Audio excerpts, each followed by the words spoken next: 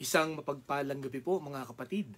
Welcome po sa atin pong midweek praises, preachings, and prayers. Salamat sa Diyos sapagkat magkakasama po ulit tayo sa oras na ito, sa gabing ito, upang atin pong purihin ang Panginoon, pag-aralan ng Kanyang salita at ipanalangin ang bawat isa. Muli, nawa ang bawat isa po ay may maayos na kalagayan sa oras na ito at patuloy na nararanasan ang kabutihan, ang pagpapala, ang pangunguna ng atin pong Panginoon. At ang isa ko pa pong dalangin ay nawa ang atin pong mga napapag-aralan sa atin pong mga gawain ay atin pong na-apply sa atin pong pang-araw-araw na buhay. Kaya sa gabing ito, sa atin pong pag-aaral, buksan na po natin ang atin pong mga Bibles sa Luke chapter 13 verses 6 to 9. Luke 13 verses 6 to 9. Ang sabi po dito, "Then he told this parable. A man had a fig tree planted in his vineyard, and he went to look for fruit on it, but did not find any. So he said to the man who took care of the vineyard, 'For 3 years now I've been coming to look for fruit on this fig tree, and haven't found any. Cut it down. Why should it use up the soil?' 'Sir,' the man replied, 'leave it alone for 1 more year, and I'll dig around it and fertilize it. If it bears fruit next year, fine. If not, then cut it down.'" Pagpalain po ng Panginoon ang pagkabasa ng Kanyang salita, tayo po'y manalangin. Panginoon, salamat po sapagkat muli naming pag-aaralan ang inyong pong salita. Dalayan ko, Panginoon, patuloy na panatilihin mo ang aming hunger and thirst sa inyong pong salita. At tunay po na sa bawat pag-aaral namin ay ang gutom na ito at uhaw ay magbigay sa amin ng satisfaction. Kaya Panginoon, tulungan mo kami ngayong gabi na maunawaan, maintindihan at maisagawa ang inyong pong salita na amin pong mapapag-aralan. Samahan mo kami, Panginoon, ito ang aming dalangin sa pangalan ni Jesus. Amen. Ang Pilipinas po ay isa sa mga nangunguna na nag-e-export na po or nagpapadala ng mga manpower o mga manggagawa sa iba't ibang bansa. Meron nga tayong kasabihan dito sa ating bansa na kahit saan ka pumunta na bahagi ng mundo ay may makikita ka na mga Pilipino. At yan po ay totoo sapagkat ako po ay nakaranas na mga ibang bansa din po. Ano po? Ngunit ang isa pong nakakalungkot na karanasan ng isang OFW ay yung ang akala ng mga pamilya, kamag-anak, kaibigan na iniwan nila dito sa Pilipinas ay madali lang kumita ng pera sa ibang bansa. Kaya kung makahingi itong mga pamilya nga na naiwan, ay gano'n na lamang na parang ang bilis-bilis makapag-produce ng pera na pagka humingi sila, kailangan now na may padala na agad. At pagka hindi nakapagpadala or pagkulang or na-delay ang padala, ay sasama ang loob. May kakilala po ako sa abroad doon, no po, siya po ay padala sa kanyang family na pampagawa ng kanilang bahay. No po, sapagkat kanilang bahay bago siya umalis ay talagang maliit lamang. So siya po ay nabigyan ng pagkakataon na makapag-abroad at doon po ay nakita kung gaano siya kasipag, ano po, ang mga sakripisyo na kanyang ginagawa, makaipon lang at para makapagpadala lang, lalo't higit sa pagpapagawa ng bahay. So, yung kanyang tatay, yung kanyang mga kapatid, every time na humihingi sila ng pambili ng mga materyales, ay talagang bigay agad siya, no? Talagang inuubos niya yung kanyang savings para makapagpadala para sa pagpapatayo ng bahay nila. At after few years, nung finally ay magkaroon itong kakilala kong ito ng pagkakataon na makauwi, nakaipon siya ng pamasahe, ay siya ay umuwi para bisitahin kung okay na ba yung bahay, no? Ayon sa kanyang family ay napakalaki, no? Sapagkat napakarami ng naibigay nitong kakilala kong ito. Ngunit sa kasamaang palad na po, pag-uwi niya, ang nakita niyang bahay ay isang bahay kubo at ang dami pang mga utang nitong kanyang family. So talagang asama ng loob niya, no? Iyak siya ng iyak at tinanong saan napunta yung mga pera na kanyang pinadala, no? Yung mga sakripisyo para maipon niya yun, saan napunta? At alam niyo po ang nangyari, yung tatay niya ay natutong magsugal sapagkat akala niya nga mabilis lang yung pera, no? Nakitain ng kanyang anak kaya hingi siya ng hingi at pinangsugal niya. So nakakalungkot po, ano? Ang laki ng ininvest mo, no? Doon sa isang bagay, ang dami mo sakripisyo, ang daming mga pinalipas ka ng mga pagkain or kasiyahan, no? Pero dahil sa yan ang hinihingi nila ay iyong ibinigay. Tapos, pag uwi mo, ang makikita mo ay ganun, no? Hindi nangyari o hindi mo nakita, no? Yung inaasahan mo base sa mga sakripisyo mo na ibinigay. Kaya talagang na-depress po yung kakilala ko na yun. No, salamat sa Diyos at naka-recover na siya ngayon, pero yung bahay ay talagang wala na. No po? Mga kapatid, ngayon pong gabi, ito po ang pag-uusapan natin, no? Tungkol po sa reaksyon, no po, yung may-ari ng isang taniman na marami na siyang ininvest, no? Matagal ang kanyang pinaghintay para mamunga yung mga pananim, pero nung siya ay pumunta doon sa taniman na yon, ay wala pa rin siyang makuhang bunga. Ano po ang naging reaksyon at ano po ang dapat nating matutunan dito? Yan po ang ating pag-aaralan ngayon pong gabing ito. At nawa ay sa talinhagang ito na itinuro ng Panginoong Hesukristo ay mabigyan po tayo again ng paalala at babala sa kung paano po natin gugulin ang buhay natin habang nandito po tayo sa lupa. Kaya ang pamagat po ng ating pong parable ngayon pong gabing ito, ng ating talinhaga, the parable of the fig tree. The parable of the fig tree. Or ang talinhaga ng puno ng igos. No? Igos po ang Tagalog dito ng fig tree.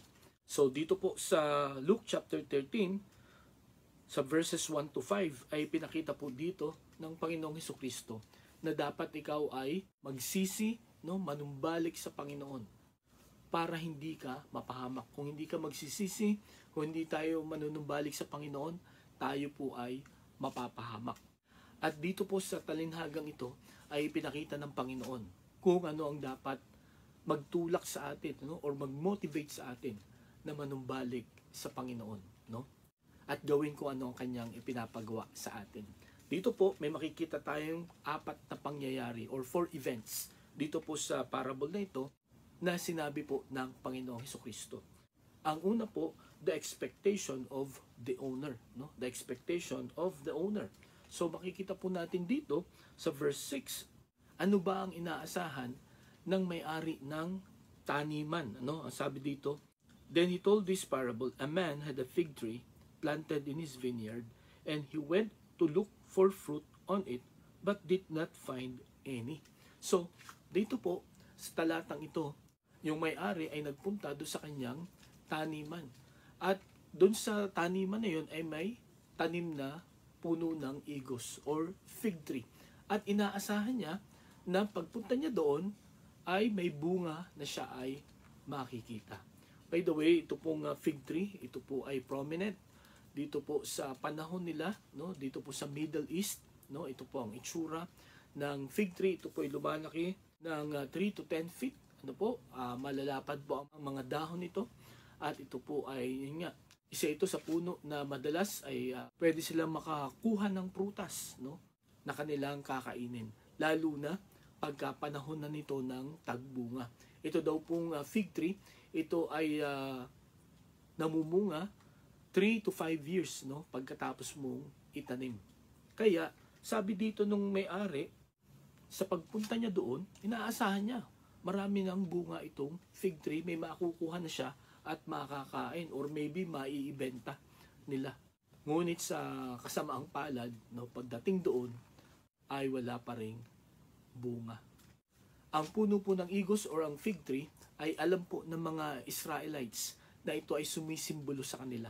Sapagkat dun sa Old Testament, ano po, madalas sila inihahantulad sa fig tree. Kung babasahin po natin dito sa Hosea chapter 9 verse 10, ang sabi po dito, when I found Israel, it was like finding grapes in the desert. When I saw your fathers, it was like seeing the early fruit on the fig tree. Okay? So, nung makita daw ng Panginoon, itong Israel, parang nakakita siya ng ubas sa disyerto. At nung makita niya yung kanyang mga ninuno, ay para siyang nakakita ng mga bunga ng puno ng igos. At meron pa pong isa na makikita tayo sa Jeremiah chapter 8, verses 4 and 5. Jeremiah 8, 4 and 5. Sabi po dito, say to them, this is what the Lord says, when men fall down, do they not get up? When a man turns away, does he not return? Why then have these people turned away? Why does Jerusalem always turn away? They cling to deceit. They refuse to return. And then pagdating po dito sa verse 13, I will take away their harvest, declares the Lord. There will be no grapes on the vine. There will be no figs on the tree. And their leaves will wither. What I have given them will be taken from them. So makita po natin dito, ano, nung ang mga Israelites, no, ang mga Hudyo ay nagrebelde sa Panginoon, ano, hindi sila bumalik sa Panginoon, no. Mawawala na ng bunga yung kanilang mga pananim, no, wala nang bunga yung fig tree. So ang ibig pong sabihin, ang sinisimbolize ng kawalan ng bunga ng fig tree ay ang fruitlessness ng Israelites. At ang ibig sabihin po ng fruitlessness ng Israelites ay kung sila ay sumusuway, kung sila ay hindi sumusunod sa atin pong Panginoon. Mga kapatid, ngayon pong gabi, ang fig tree din po ay inihintulad po sa ating mga mananampalataya, sa ating pong mga sumusunod sa Panginoong Hesukristo. God is expecting us to be fruitful. God is expecting us to bear fruits, no? So, kumusta po? Kung titingnan kaya tayo ng Panginoon sa gabing ito, meron po ba tayong mga bunga? At napag-aralan na po natin kung ano ba ang bunga na ina-expect sa atin na gustong makita ng Panginoon sa bawat isa sa atin. Makikita po natin yan una sa Galatians chapter 5, 22 and 23. Ang sabi po dito, But the fruit of the Spirit is love, joy, peace, patience, kindness, goodness, faithfulness, gentleness, and self-control. Against such things, there is no law. So dito po, ito ay character fruit, no? Itong fruit of the Spirit. Kumusta po ang ating pag-uugali? Ano po? Simula nung tinanggap natin ang Panginoong Jesucristo, nakikita po ba sa atin ang love, joy, peace, patience, kindness, goodness, faithfulness, gentleness, and self-control? Ano po? So yan po ang una na dapat makita o ma-observe or lumabas sa atin pong buhay.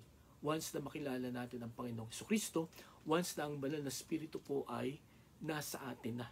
No po? Lalabas po itong mga ugaling ito. Na kung sa ganang lakas lang natin, hindi po ito lalabas sa atin. Ano?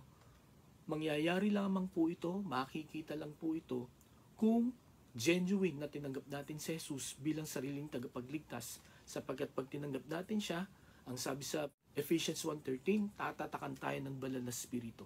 Ang ibig sabihin, the Holy Spirit is in us. At ito po ang resulta. Itong fruit of the Spirit na makikita natin sa Galatians chapter 5 verses 22 and 23. Again, obserbahan po natin ating mga sarili. Sapagkat kung itong mga bungang ito ay wala sa atin, hindi natin makita, or sa isang tao na nagsasabi na siya ay tumanggap sa Panginoon at hindi mo makita itong bungang ito, ang ibig sabihin lang noon, hindi totoo yung kanyang pagtanggap. Ang ibig sabihin lang noon, hindi pa niya tinatanggap si Jesus bilang sariling tagapagligtas. At kung walang lumalabas at walang makita na bunga sa ating pong buhay, parang katulad tayo nitong nasa parable na ito, na fig tree, no, na inaasahan ng Panginoon na may bunga pero walang makita. So yun po ang una na bunga na inaasahan ng Panginoon sa atin. Ang pangalawa na bunga na dapat makita sa atin ay makikita po natin sa Hebrews 13 verse 15. Ang sabi dito, through Jesus, therefore, let us continually offer to God a sacrifice of praise, the fruit of lips that confess His name. So ang pangalawa na bunga na inaasahan sa atin ng Panginoon pagkatapos natin tanggapin si Jesus bilang sariling tagapagligtas ay itong sinasabi na sacrifice of praise, the fruit of our lips. Okay? Ano pong ibig sabihin? Dapat ang lumalabas sa atin pong bibig ay pagpupuri sa atin pong Panginoon. Dapat lagi po tayong nagpapasalamat sa Kanya. At yan ang makikita po natin sa ilang mga talata na bunga at dapat ginagawa ng mga mananampalataya. Ano po? Lagi tayong magpasalamat sa kahit anumang sitwasyon natin. And then ang pangatlo na bunga na ina-expect ng Panginoon sa bawat isa sa atin, hindi lamang yung fruit of the Spirit, hindi lamang fruit of our lips, but mga kaluluwa na naakay po natin sa Panginoon. Ang sabi po sa Proverbs chapter 11 verse 30, he that wins souls is wise. No po? Ang isang tao na naghihikayat sa mga tao na bumalik sa Panginoon ay marunong. So ito po ang tatlong bunga na inaasahan ng Panginoon na makita sa atin. Kaya ngayong gabi mga kapatid, sa tatlong buwang ito, itong fruit of the Spirit, itong fruit of our lips, no? At ito pong mga souls na atin pong naakay sa Panginoon, meron po kayang makikita ang Panginoon sa bawat isa sa atin. So, yun po ang una na pangyayari dito po sa talinhagang ito, no? The expectation of the owner. Nag-invest siya, no? Nag-intay siya ng matagal, so nag-expect siya ng fruits. At sa atin din po, mga kapatid, ang Panginoon, everyday tayo po ay pinagpapala. Everyday, tinutugon niya ang ating po mga panalangin. Everyday, pinapangunahan niya tayo. Everyday, ginagabayan niya tayo. Kaya, inaasahan ng Panginoon na tayo ay mamumunga.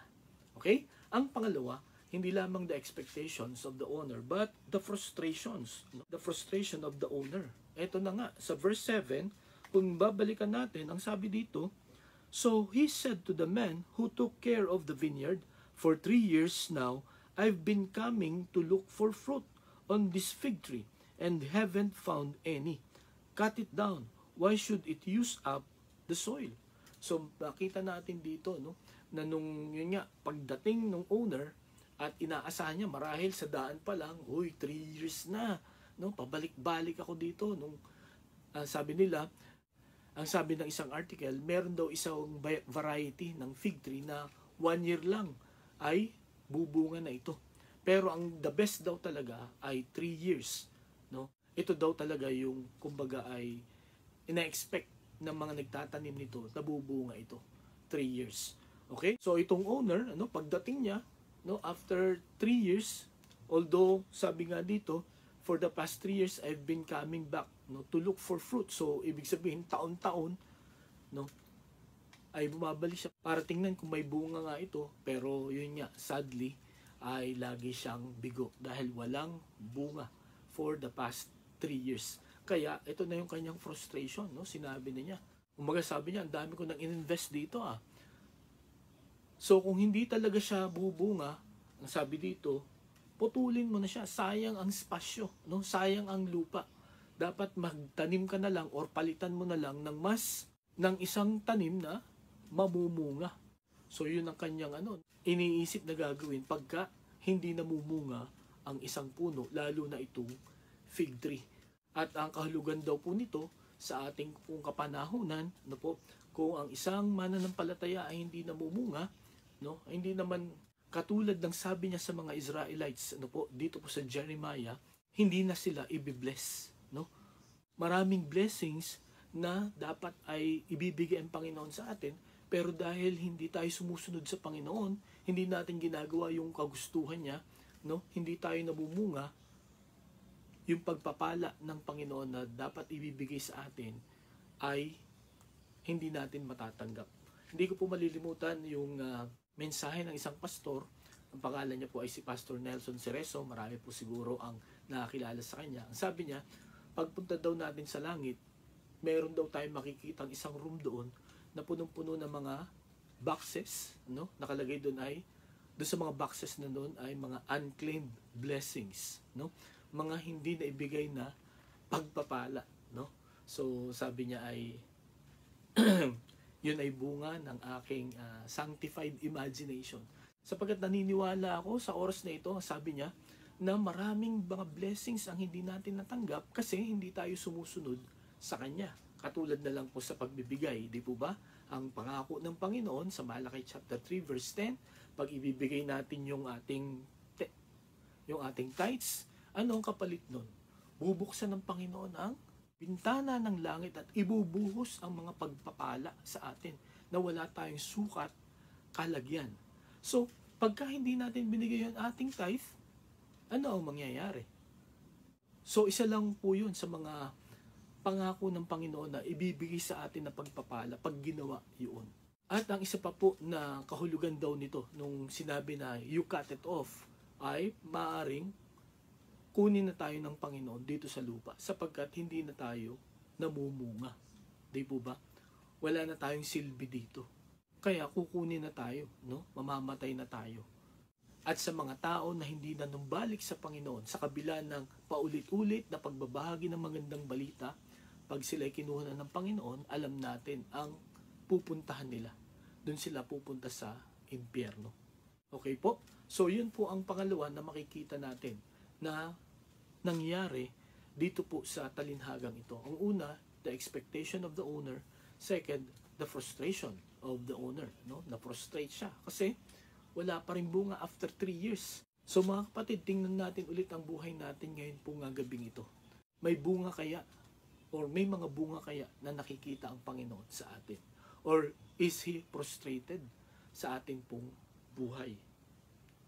Lalo na sa ating pagsunod sa ating Panginoon. Again, nakikita kaya ang fruit of the Spirit? Nakikita kaya ang fruit of our lips?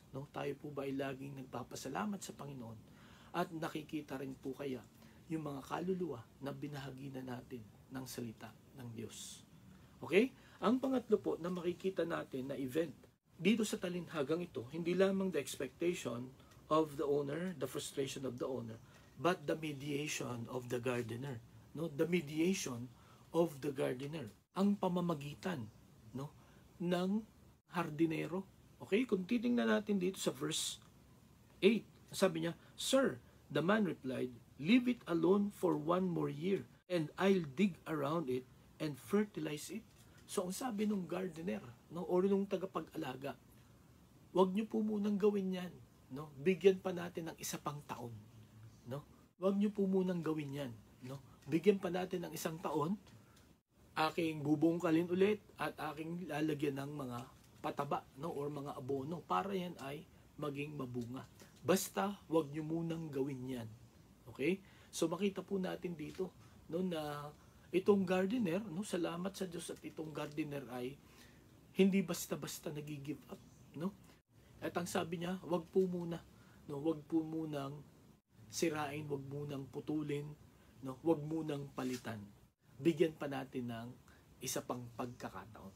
Salamat po sa Panginoon dahil sa atin pong buhay na ito, meron din pong nagme-mediate sa atin. Meron pong namamagitan. Meron po tayong padrino. No po, meron pong nakikiusap. No? Marahil dahil po sa kabanalan ng Panginoon at kanyang katarungan, dahil po sa madalas natin pagsuway sa Kanya, karapat-dapat lang tayong parusahan. Karapat-dapat lang na ipagkait sa atin ng mga blessings na ipinangako sa atin. Sapagkat maraming beses, no, na hindi natin po ito sinusunod. Pero salamat sa atin pong Panginoong Hesukristo na laging naandyan para mamagitan sa atin. No? Pakiusapan na bigyan pa tayo ng pagkakataon. Ang sabi po sa 1 Timothy chapter 2 verse 5, "For there is one God and one mediator between God and men, the man, Christ Jesus," verse 6, "who gave himself as a ransom for all men, the testimony given in its proper time." So makita po natin dito, no, na ang Panginoong Hesukristo ang nag-iisang tagapamagitan, no? The only mediator between God and men. Bakit ang Panginoong Hesukristo lang? Sapagkat ang sabi dito sa verse 6, "who gave himself as a ransom for all men." Sapagkat siya ang nagsakripisyo, siya ang namatay doon sa krus ng Kalbaryo para magbayad po ng ating pong mga kasalanan, para tubusin tayo sa tiyak na kapahamakan. Kaya mga kapatid, tandaan natin, no, kung tayo po ay hihingi ng tulong, ito po ay sa Panginoong Hesukristo lamang. Walang ibang nakarecord sa Biblia na pwede nating tawagan at tutugon sa atin, no? Sapagkat ang designated mediator ay ang Panginoong Hesukristo. Ang ibig sabihin, kung kay Pedro, kay Pablo, kay Juan, kay Lucas, or kung kanino pang tao, no, na meron kang naiisip mong tawagan para pagpalain ka ng Panginoon, una, yun po ay mali sapagkat hindi yun naayon sa salita ng Diyos. Ang tangi po na dapat nating tawagan ay ang Panginoong Hesukristo. Sapagkat sabi dito sa 1 Timothy chapter 2 verse 5, siya lang ang tagapamagitan, wala na pong iba. Ang sabi pa po dito sa John chapter 17 verse 15, "My prayer is that you take them out of the world, but that you protect them from the evil one." Ang Panginoong Hesukristo po ang nananalangin dito. Ipinapanalangin tayo ng Panginoon, no? Na tayo ay protektahan ng Diyos sa mga masasama. At wala kayong makikita dito na ibang nanalangin directly to God, no, para protektahan tayo sa evil one. Yung iba na mababasa nating panalangin, laging you pray in the name of the Lord Jesus Christ. You pray through the name of the Lord Jesus Christ. So ano po ang ibig sabihin nun? The only way para pakinggan tayo sa ating pong mga panalangin is through the Lord Jesus Christ. Kaya kung hindi mo kilala ang Panginoon, hindi mo tinanggap si Jesus bilang sariling tagapagligtas, hindi ka papakinggan ng Diyos Ama. Sapagkat ang sabi dito, the only mediator between God and men is the Lord Jesus Christ. Kaya ngayong gabi mga kapatid, salamat sa Panginoon.